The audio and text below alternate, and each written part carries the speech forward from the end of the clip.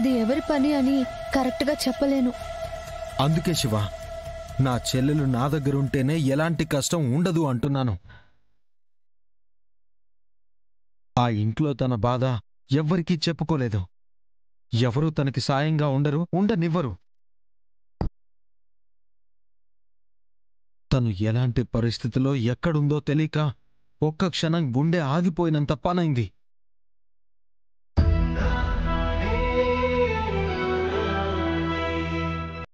ఆ భగవంతుడి దయ వల్ల నేనిప్పుడు బాగానే ఉన్నాను.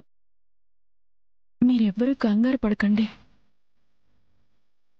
మేమింతలా ఫీల్ అవుతుంటే పాపం దేవా బాబా నాగవల్లి కోసం ఎంతలా బాధపడుతున్నాడో. ఎవరో నీ మీద అటాక్ చేశారని దేవబాబాకి తెలిస్తే గుండె పగిలిపోతుంది. ఏంటి, మా అన్నయ్య గుండె పగిలిపోతుందా? మీరంతా అతన్ని రాముడు అనుకుంటున్నారు. మా అన్నయ్య ఇంకా మారలేదని, రాక్షసుని బుద్ధిని మార్చుకోలేదని మీకెలా చెప్పాలి? అన్నయ్య, దేవాబావ కంగారు పడతాడు. ఫోన్ చేసి నేనిక్కడున్నానన్న విషయం చెప్పన్నయ్యా. అలాగేనమ్మా.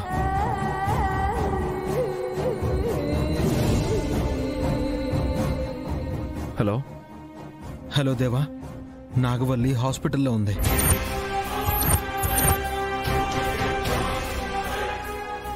ఏంటి, నాగవల్లి దొరికిందా? పోగొట్టుకున్నాను అనుకున్న నా ప్రాణం హాస్పిటల్లో ఉందా బావా?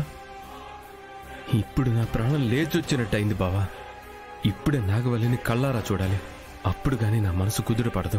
నా చెల్లెలు కూడా నీకోసం ఎదురు చూస్తోంది దేవా, త్వరగా రా. తను క్షేమంగా ఉందని చెప్తున్నావు బావా, నాకు చాలా ఆనందంగా ఉంది. ఇదిగో ఇప్పుడే వచ్చేస్తున్నాను.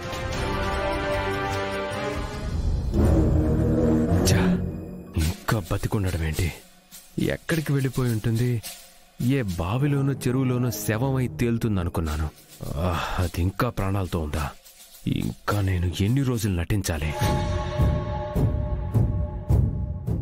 ఏమై ఉండదు పెద్దలుడో, నీలో నువ్వే రగిలిపోతా ఉండావని అర్థమవుతా ఉండది. మళ్ళీ నీ భార్యకు గాని వాళ్ళ పుట్టింటోళ్ళకు గాని ఏమైనా కట్టం వచ్చుండదా? అందుకే అనేది మన అలవాట్లు పద్ధతులు మార్చుకోకూడదని. ఒకప్పుడు వాళ్ళకి కష్టం వచ్చిందంటే నువ్వు ఆనందపడిపోయేవాడివి. ఇప్పుడు కోపంతో రగిలిపోతా ఉండవు.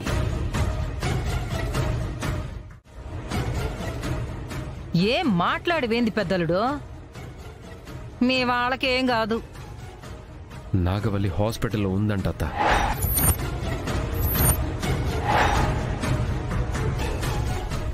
ప్రాణానికి ఏమైనా ప్రమాదమా? క్షేమంగా ఉందంట నాన్న.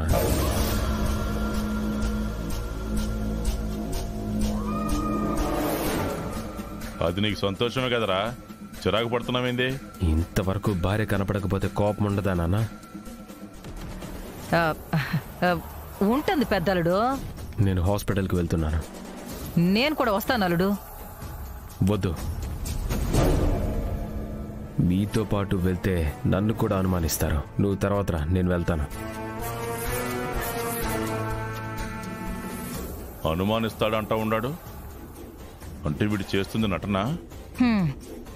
నాకు మాత్రం ఏం అర్థమైందన్నా? సెల్లమ్మా, వీడి గురించి మనకు అనవసరం. నువ్వు వెళ్ళి హాస్పిటల్లో ఏం జరుగుతూ ఉండదో తెలుసుకో. పుట్టబోయేది పాపో బాబో తెలుసుకో. ఏం చెయ్యాలో నీకు చెప్పాల్సిన అవసరం లేదనుకుంటా. అవసరం లేదన్నా, నేను చూసుకుంటాను.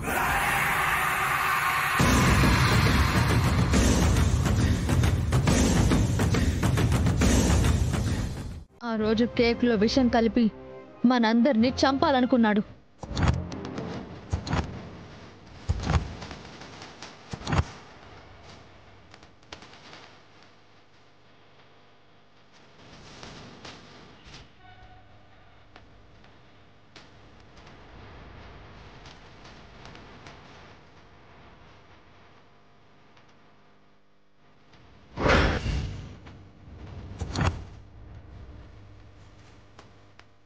గుళ్ళో మెట్ల మీద నుంచి పడిపోయేలా చేసి నాగవల్లిని చంపాలనుకున్నాడు.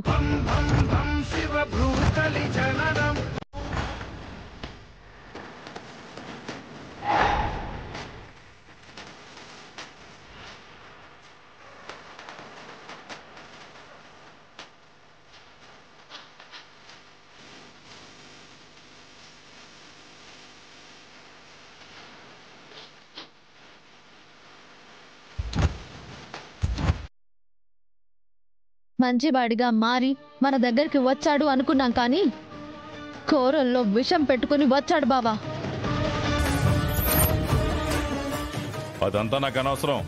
ఈ పాప నా ఇంట్లో ఉండడానికి వీల్లేదు. ఎక్కడైనా దూరంగా వదిలేసి వస్తాను. వరదరాజులు,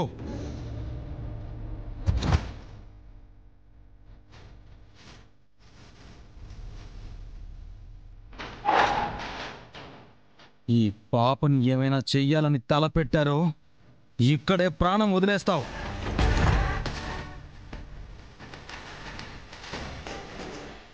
మగపిల్లాడే పుట్టాడని మోసం చేసింది కాకుండా చంపేస్తానంటున్నావా? బిడ్డ జోలికొస్తే నీ నాన్ననే కాదు, పాపని కన్న తండ్రిపైనా నిన్ను కూడా భూమిలో పాతేస్తా.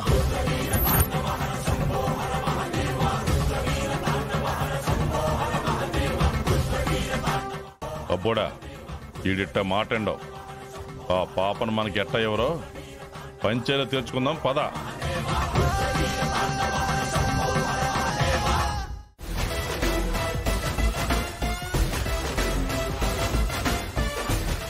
పంచాయతీలో వాళ్ళకి పాపని అప్పగిస్తే చంపేస్తారు బావా. పాప కోసం ఎక్కడికైనా వెళ్తాను శివ.